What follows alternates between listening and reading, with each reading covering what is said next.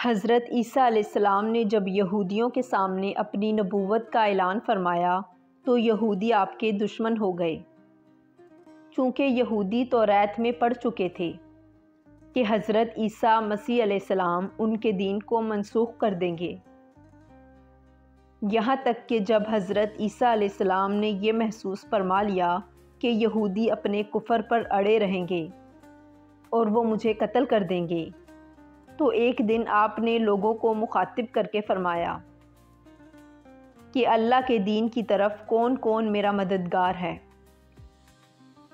12 یا 19 حواریوں نے یہ کہا کہ ہم خدا کے دین کے مددگار ہیں،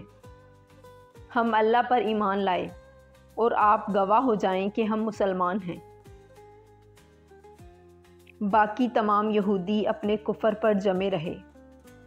یہاں تک کہ جوش عداوت میں ان یہودیوں نے آپ کے قتل کا منصوبہ بنا لیا اور ایک شخص کو یہودیوں نے، جس کا نام تتیانوس تھا، آپ کے مکان میں آپ کو قتل کر دینے کے لیے بھیجا۔ اتنے میں اچانک اللہ تعالیٰ نے حضرت جبرائیل علیہ السلام کو ایک بدلی کے ساتھ بھیجا اور اس بدلی نے آپ کو آسمان کی طرف اٹھا لیا۔ آپ کی والدہ جوش محبت میں آپ کے ساتھ چمٹ گئیں تو آپ نے فرمایا کہ اماں جان، اب قیامت کے دن ہماری اور آپ کی ملاقات ہوگی، اور پھر بدلی نے آپ کو آسمان پر پہنچا دیا۔ یہ واقعہ بیت المقدس میں شب قدر کی مبارک رات میں وقوع پذیر ہوا۔ اس وقت آپ کی عمر شریف بقول علامہ جلال الدین سیوطی رحمۃ اللہ علیہ 33 برس تھی۔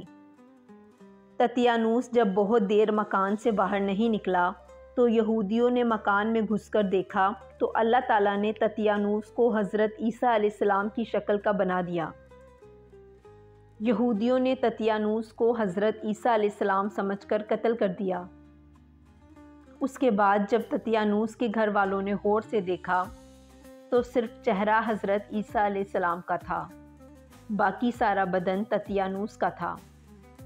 تو اس کے اہل خاندان نے کہا کہ اگر یہ مقتول حضرت عیسیٰ ہیں تو ہمارا آدمی تتیانوس کہاں ہے، اور اگر یہ تتیانوس ہے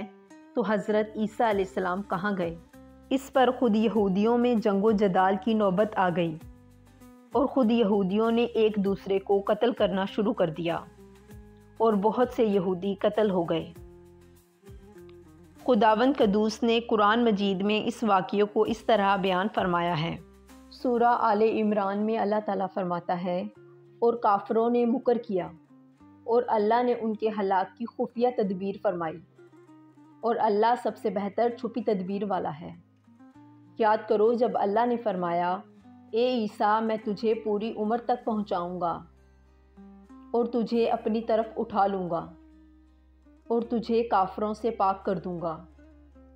اور تیرے پیرووں کو قیامت تک تیرے منکروں پر غلبہ دوں گا، پھر تم سب میری طرف پلٹ کر آؤ گے تو میں تم میں فیصلہ فرما دوں گا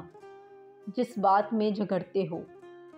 آپ علیہ السلام کے آسمان پر چلے جانے کے بعد حضرت مریم علیہ السلام نے 6 برس دنیا میں رہ کر وفات پائی۔ بخاری و مسلم کی روایت ہے کہ قرب قیامت کے وقت حضرت عیسیٰ علیہ السلام زمین پر اتریں گے اور نبی آخر الزمان صلی اللہ علیہ وسلم کی شریعت پر عمل کریں گے اور دجال و خنزیر کو قتل کر دیں گے اور صلیب کو توڑ دیں گے اور 7 برس دنیا میں رہ کر عدل فرما کر وفات پائیں گے اور مدینہ منورہ میں گنبد خضرا کے اندر مدفون ہوں گے۔ قرآن مجید میں سورہ نساء میں اللہ پاک یہ بھی فرماتا ہے، اور بے شک انہوں نے اس کو قتل نہ کیا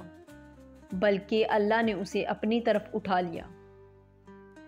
اور اللہ پاک غالب حکمت والا ہے۔ اور اس سے اوپر والی آیت میں ہے کہ انہوں نے نہ اسے قتل کیا نہ اسے سولی پر چڑھایا